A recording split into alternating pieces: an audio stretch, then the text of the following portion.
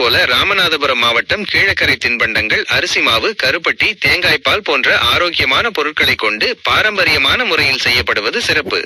30க்கும் மேற்பட்ட தின்பண்டங்கள் இருப்பது வியக்க வைக்கிறது. உங்கள் பகுதியில் உள்ள வீடுகளில் குடில் தொழில் போல செய்து விற்கும் பழக்கம் இந்த தின்பண்டங்களின் தனித்துவமான சுவை மற்றும் பாரம்பரியத்தை அழியாமல் காக்கிறது. விசேஷங்களுக்கும் வெளியூர் விருந்தினர்களுக்கும் இவற்றை வழங்குவது உங்கள் ஊரின் சிறப்பான விருந்தோம்பலை காட்டுகிறது. கல்யாண சீசன்களில் அமோகமாக வியாபாரம் நடப்பது இதன் மீது மக்கள் வைத்துள்ள விருப்பத்தை உணர்த்துகிறது.